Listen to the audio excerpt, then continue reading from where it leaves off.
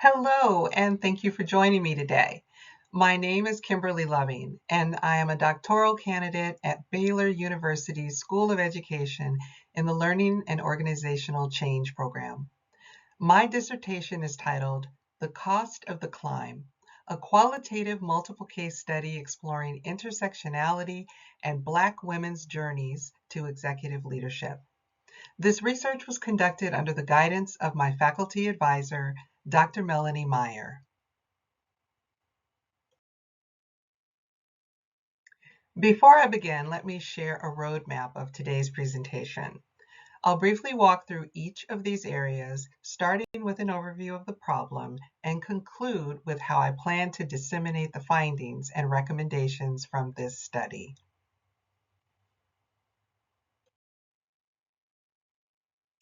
The problem this study addresses is the persistent underrepresentation of Black women in executive leadership.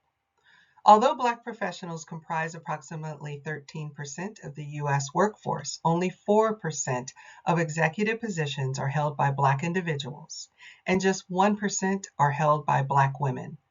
Krikovic et al., 2024.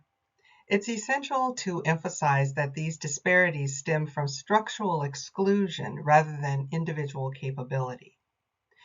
Research shows inequity begins early in the leadership pipeline. For every 100 men promoted from entry level to manager, 89 white women are promoted compared to just 54 Black women. Field et al., 2024. These gaps compound over time, fueled by inequitable performance evaluations, limited sponsorship, and the absence of culturally responsive mentorship. Bell and Komu, 2001. The literature situates these patterns in three areas. First, structural level factors show that inequities are embedded in institutions and organizational norms rather than isolated acts of bias. Ray, 2019. Second, research on social justice interventions reveals that symbolic or compliance-based equity efforts rarely alter exclusionary cultures, whereas justice-oriented commitments foster accountability. Wingfield, 2019. Finally, studies on social capital strategies highlight that mentorship, sponsorship, and networks are critical for advancement, yet Black women often face limited access to these supports. Chance, 2022. Collectively, this research demonstrates that the underrepresentation of Black women in executive leadership is systemic and intersectional, and that advancing equity requires addressing barriers across structures, practices, and networks. The purpose of this qualitative multiple case study was to explore how Black women in executive leadership positions describe the relationship between their intersecting identities and their career progression experiences, including systemic barriers, opportunities, and advancement strategies. By centering on their lived experiences, this study highlights not only the challenges that limit access to leadership, but also the strategies Black women employ to navigate and overcome those barriers. The goal was to move beyond statistics to capture the depth and complexity of their stories, and in doing so, provide insights that can inform more inclusive leadership practices. The study was guided by three research questions. Research question number one was, how do Black women in executive leadership positions describe their intersecting identities and their career progression? The second research question was, how do Black women in executive leadership positions describe their personal experiences with career advancement barriers and opportunities? And the final research question was, how do Black women in executive leadership positions describe their strategies for career advancement? Together, these questions helped me explore both the barriers and the strategies that influence the leadership journeys of Black women. Intersectionality theory is the foundation of this study. Dr. Kimberly Crenshaw introduced the concept in 1989 to illustrate how Black women experienced compounded marginalization when race and gender were considered separately. Dr. Patricia Hill Collins and Dr. Sarah Bilge expanded this framework in 2016, developing it as an analytical tool for examining how power, inequality, and context operate across multiple identities.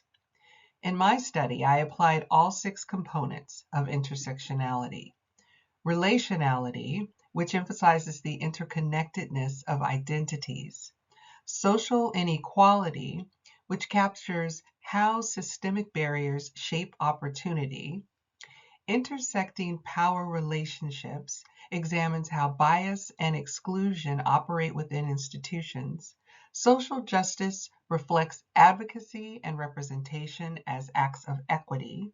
Social context focuses on how experiences are shaped by organizational and cultural settings. And finally, complexity, which underscores that lived experiences cannot be reduced to a single dimension of identity. My study employed a qualitative multiple case study design, which was well suited to explore the lived experiences of Black women executives. As Cresswell and Poth 2018 and Yin 2018 describe, this design facilitates an in-depth understanding of complex social phenomena in real-world contexts. I recruited 5 participants through purposive and snowball sampling. Each identified as a Black woman, held an executive level role such as chief executive officer or vice president, and had at least 5 years of executive leadership experience.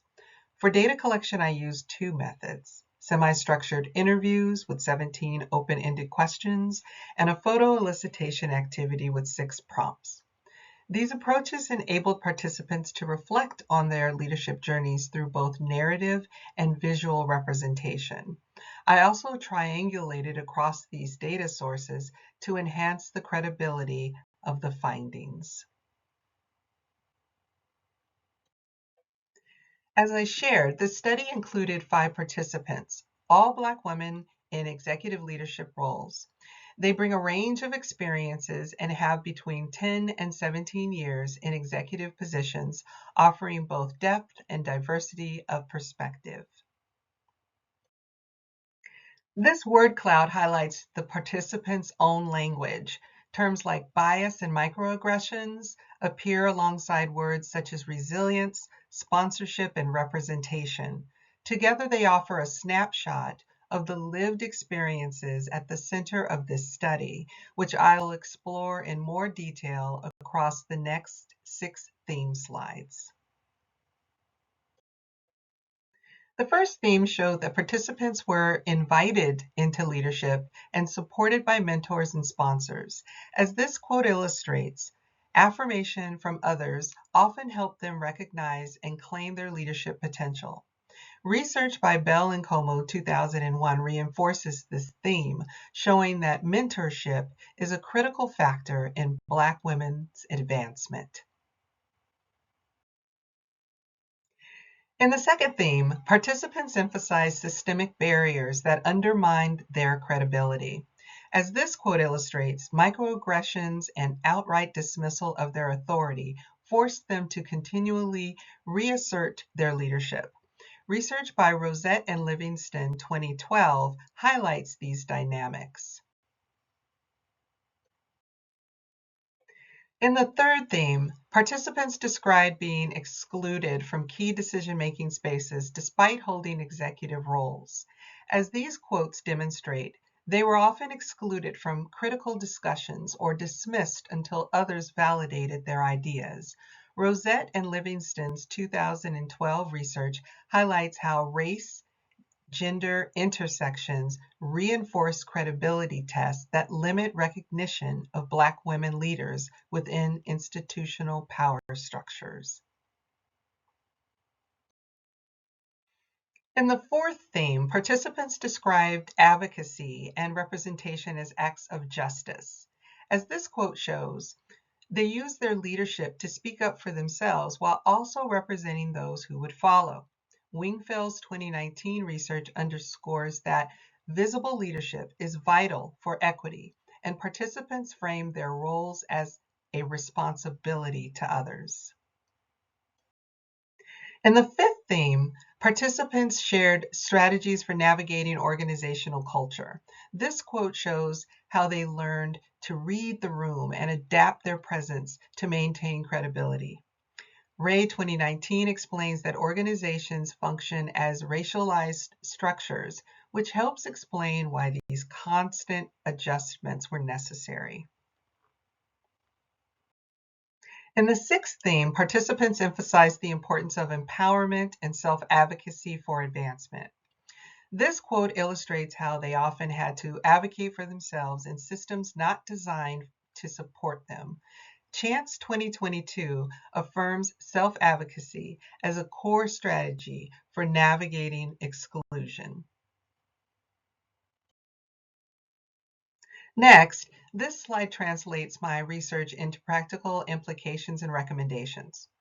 The goal is to show how the findings can inform systemic change rather than placing the burden solely on individuals. For executive and senior leaders, I recommend designing and implementing formal mentorship and sponsorship programs, adopting equity-focused succession planning, and institutionalizing transparent talent review processes. For diversity, equity, and inclusion and human resource practitioners, I recommend conducting regular equity audits, co-designing culturally responsive leadership programs, and establishing accountability systems that directly align organizational practice with equity goals. For Black women executives, I recommend creating peer affinity spaces, participating in diversity, equity, and inclusion efforts as partners rather than sole carriers of the work, and expanding opportunities to document and share leadership strategies. It's essential to note that equity must be a shared organizational commitment, not a burden placed solely on Black women. Finally, for researchers, I recommend longitudinal studies and cross-sector comparisons to deepen and extend this work.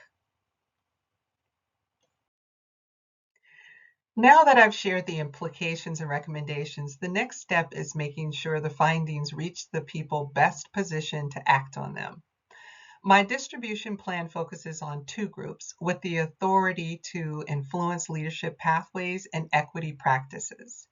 For executive and senior leaders, I will share an executive brief at regional and national forums and circulate a summary through professional associations and networks. These venues put the findings in front of the decision makers who shape hiring processes, succession planning, leadership development, and accountability systems. For diversity, equity, and inclusion and human resource practitioners, I plan to facilitate sessions within public sector agencies. These sessions will connect the findings directly to equity audits, hiring practices, leadership programs, and accountability practices. By targeting these groups, the study extends beyond academic contribution and supports meaningful change in real organizational leadership systems. This study amplifies the voices of Black women leaders who navigate, resist, and transform the structures of leadership.